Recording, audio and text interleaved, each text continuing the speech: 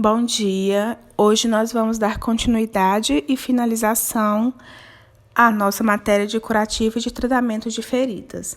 Então, a gente vai falar sobre o processo de desbridamento. O que é esse processo de desbridamento ou de debridamento, que é a mesma coisa, com S ou sem S.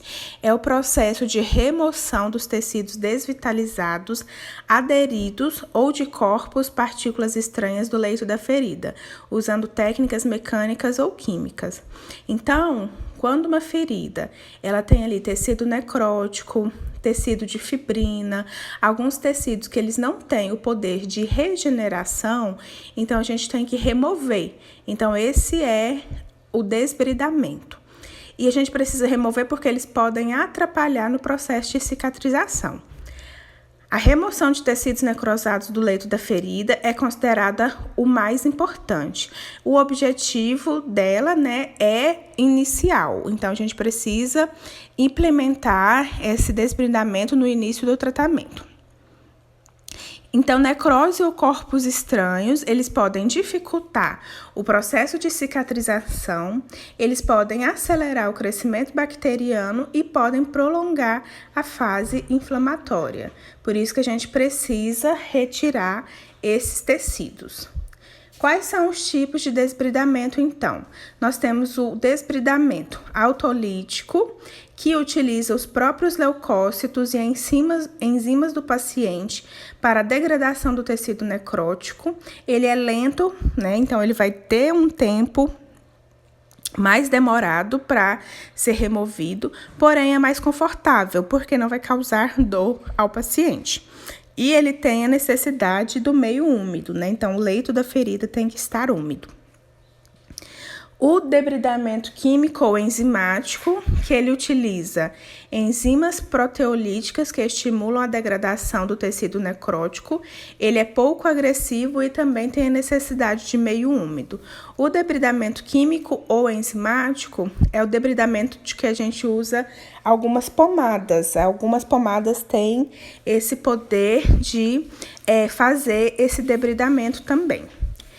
E nós temos o debridamento mecânico, que é a remoção do tecido necrótico com o uso de força física, fricção com gases ou esponja ou remoção de gases secas previamente aderidas na lesão. Então, quando a gente faz uma fricção, vai esfregar ali gases no leito da ferida, naqueles locais que tem os tecidos que não são, que são desvitalizados, é uma remoção mecânica. E a gente tem o debridamento cirúrgico, que é realizado com uma tesoura ou lâmina de bisturi à beira do leito, em ambulatório ou em centro cirúrgico. O mais eficaz é embora possa haver dor ou sangramento.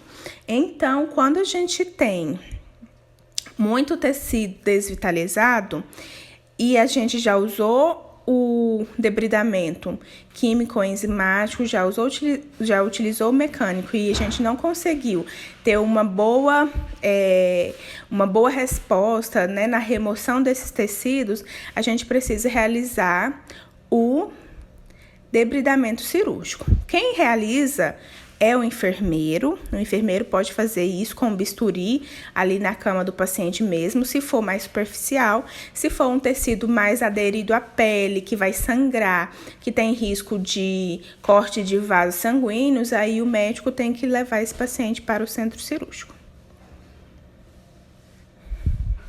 Então, agora vamos falar sobre as coberturas, Quais são os tipos de coberturas, de pomadas que a gente tem para se fazer o tratamento das feridas? O primeiro, que é muito conhecido, provavelmente vocês já devem ter visto, são os ácidos graxos essenciais, ou AGE, O famoso Dersane, mas Dersane é somente a marca, tá? Então, o nome da cobertura são ácidos graxos essenciais, ou AGE. Quando que a gente utiliza esse ácidos graxos essenciais? Ele é indicado para pele íntegra, Leito de feridas sem tecido desvitalizado, que precisam aumentar a granulação e epitelização. Promove hidratação da pele. Então, a gente pode utilizar em pele íntegra, que ainda não teve rompimento de pele, e podemos utilizar em uma ferida que tem ali um tecido de granulação e que precisa aumentar esse tecido de granulação. Se tiver tecido desvitalizado, se tiver exudato, se tiver tecido necrótico, se tiver fibrina, a gente não pode utilizar o AGE. A troca dele é a cada 24 horas. E a contraindicação, quando a gente não deve utilizar em feridas infectadas ou excessivamente exudativas, né? Se a gente tem ali uma ferida bastante secretiva, com muito pus, a gente não pode utilizar o AGE. Nós temos a compressa estéril de rayon ou a tela de rayon. Ela é uma telinha mesmo, tá vendo? Ela é estéril também, né? É uma telinha. E quando que a gente vai utilizar? É um curativo primário fabricado em tecido não aderente, impregnado com óleos de origem vegetal ricos em AGE, né? Então, ela é uma tela que vai ter também os ácidos graxos essenciais, que estimulam o processo de cicatrização. Além de possuir fácil aplicação, o curativo é não aderente. Então, ele é bom ali para a gente não causar um trauma no leito da ferida. Dessa forma, pode ser retirado sem provocar dores e traumas durante as trocas dos curativos, diminuindo também a perda do tecido recém-formado e contribuindo para os processos de cicatrização. O tecido rayon ele é poroso, permitindo a respirabilidade da ferida e o fluxo de exudato para que seja absorvido pelo curativo secundário. Então, quando a gente fala em curativo primário e curativo secundário, o primário vai ser o que vai ficar ali aderido mesmo à ferida, e o secundário a gente precisa para cobrir esse curativo primário, o que evita acúmulo de fluidos no local da lesão. Além disso, o tecido pode ser recortável para atender todas as necessidades.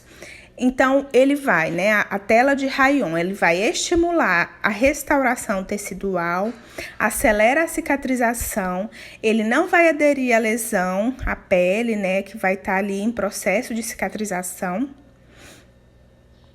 Ele pode hidratar, ele é recortável e é sem cheiro. A tela de rayon é indicada para o tratamento de feridas de qualquer etiologia, secas ou exudativas, limpas ou infectadas, com presença de tecido inviável ou não, e outros tipos de ferida em que se deve evitar a aderência do curativo. Essas indicações incluem vários tipos de lesões, como feridas cirúrgicas, queimaduras de segundo grau, de pequena extensão, áreas doadoras e receptoras de enxertos, úlceras venosas, arteriais ou por pressão, feridas com tecido de granulação, áreas pós-trauma ou pós-ressecção cirúrgica.